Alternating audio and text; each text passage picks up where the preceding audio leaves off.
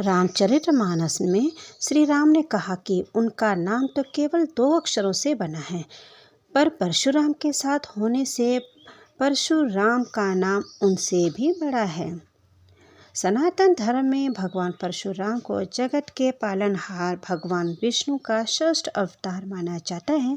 भगवान परशुराम ने ब्राह्मण ऋषि के घर में जन्म लिया। हिंदू पंचांग के अनुसार वैशाख माह के शुक्ल पक्ष की तृतीया को भगवान परशुराम जयंती मनाई जाती है। साथ ही इस दिन अक्षय तृतीया का पर्व भी मनाया जाता है। मान्यता है कि प्रभु की आराधना करने से जातक को जीवन के शुभ फल की प्राप्ति होती है।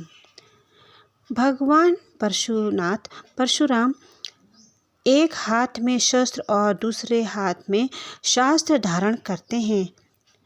उनके लोकांतर कृतित्व का उल्लेख महाभारत में है, जहां उनके द्वारा 21 बार क्षत्रियों का विनाश, महर्षि कश्यप को पृथ्वी का दान, मिथिला से विवाह कर अयोध्या लौटते हुए श्री राम के मिलने पर वीरता का ह्रास और पश्चिम सागर को पीछे हटा देने की कथाएं हैं।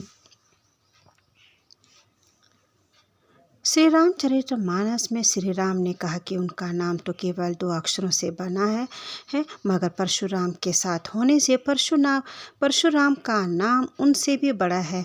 विद्वानों का मत है कि श्री राम से पहले परशुराम का अवतार विकासवाद के सिद्धांत से मेल खाता है।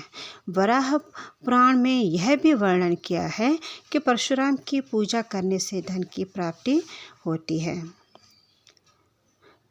जगत का कल्याण करने के लिए परमात्मा श्री हरि के 10 अवतार कहे जाते हैं। परशुराम का जन्म हो जाने से अक्षय तृतीया की महिमा इतनी बढ़ गई कि इसमें सभी शुभ कर्मों के लिए अभूतिथि घोषणा किया गया है। जगत का कल्याण करने के लिए परमात्मा श्री हरि के 10 अवतार कहे जाते हैं।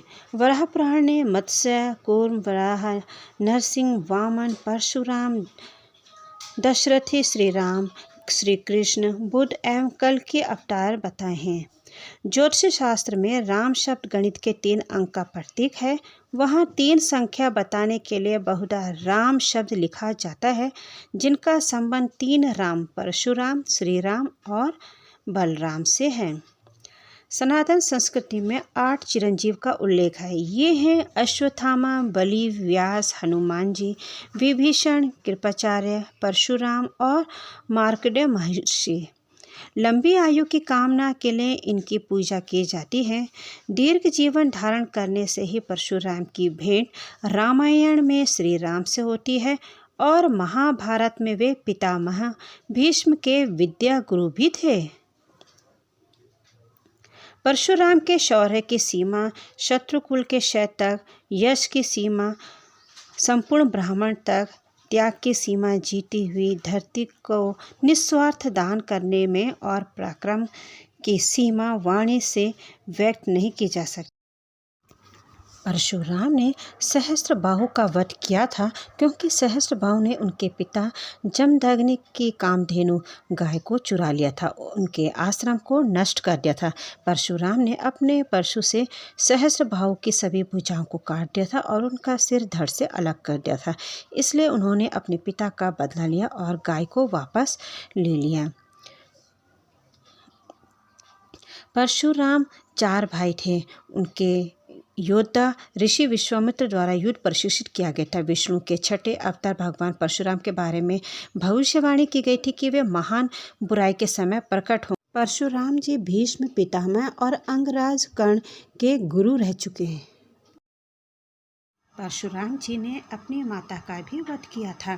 कहा जाता है ऋषि जमदग्नि ने क्रोधवश अपने पुत्रों को माता रेणु का वध करने का आदेश दिया था, पर मां से मोह के कारण एक भी पुत्र यह न कर सका। इससे ऋषि को क्रोध और ज़्यादा बढ़ गया और उन्होंने अपने सभी पुत्रों को बुद्धि विवेक से मार जाने का शाप दिया। इसके बाद जब उन्होंने रेणुका के वध का आदेश परशुराम जी को दिया, तो पिता की आज्ञा का पालन करते हुए परशुराम जी ने अपना परशु उठाकर रेणुका के सिर को धड़ से अलग कर दिया। यह देखकर परशुराम जी के पिता उन पर प्रसन्न हुए और उन्हें 3 वरदान मांगने को कहा। पिता के कहे अनुसार परशुराम जी ने 3 वरदान मांगे। पहला माता को फिर से जीवित करने का, दूसरा भाइयों को बुद्धि ठीक करने का और तीसरा दीर्घायु अजय होने का। पिता ने परशुराम को तीनों ही वरदान दिए। महाभारत और विष्णु पुराण के अनुसार परशुराम जी का मूल नाम राम था, किंतु जब भगवान शिव ने उन्हें अपना परशु नामक अस्त्र प्रदान किया तभी से उनका नाम परशुराम जी हुआ। भगवान परशुराम चिरंजीव हैं, वो आज भी हमारे बीच जीवित हैं। माना जाता है वे कलयुग के विष्णु के 10वें अवतार कल्कि का इंतज़ार कर रहे हैं। वो उनके गुरु होंगे और कल्कि भगवान को ज्ञान देंगे, शिक्षा देंगे।